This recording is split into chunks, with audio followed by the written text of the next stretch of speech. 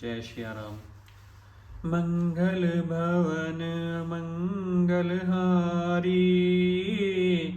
द्रबहु सुदशरथ अजर बिहारी।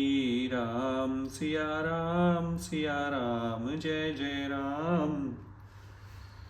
उर्धरि उमान प्राण पति चरना, जाई विपिन लागी तप करना।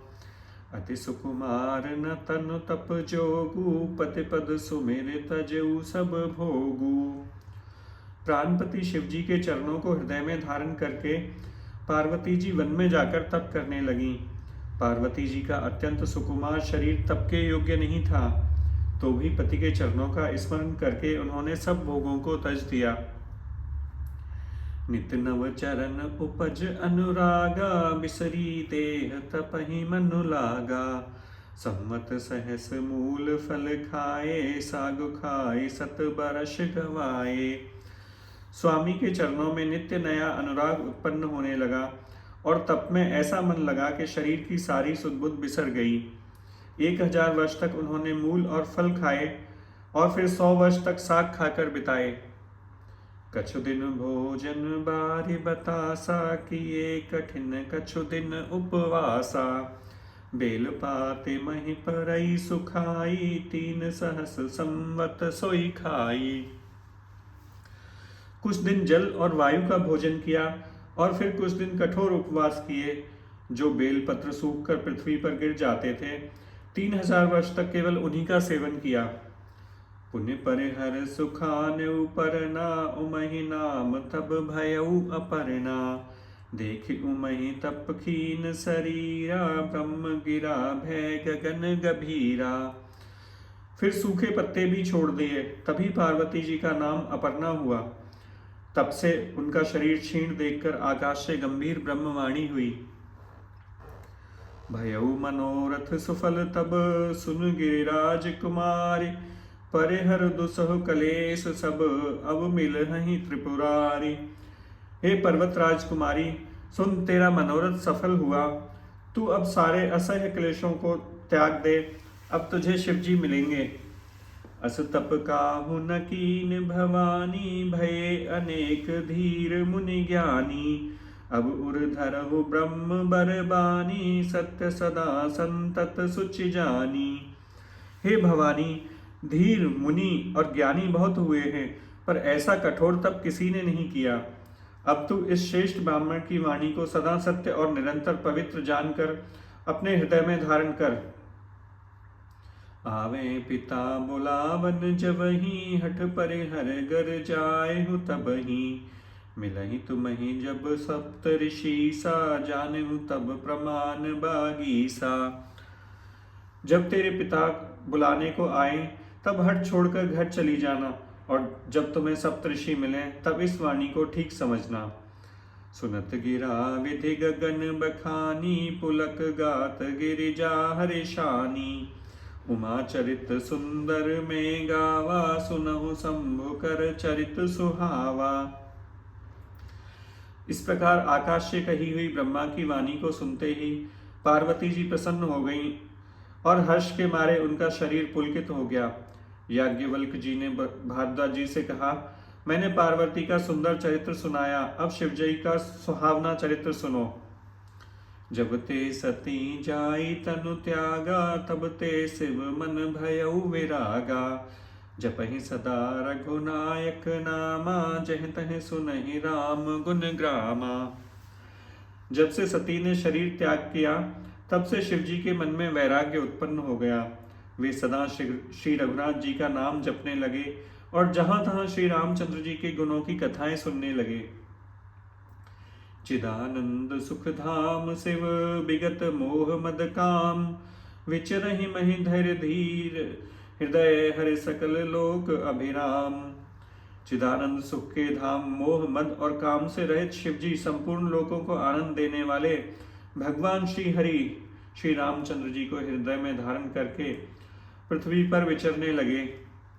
कतहु मुनिन उपदेसहि ज्ञाना, कतहु राम गुण करहि बखाना। जदपि अकाम तदपि भगवाना, भगत बिरह दुख दुखित सुजाना।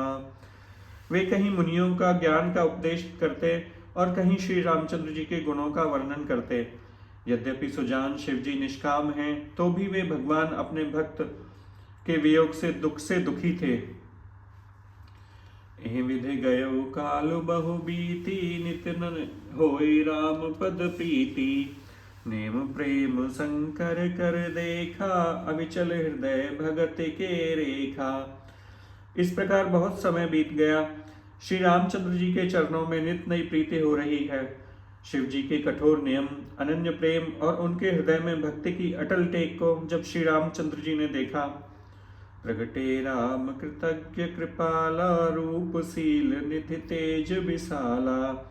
बहु प्रकार शंकर ही सराहा, तुम बिनु असुव्रत को निर्वाहा।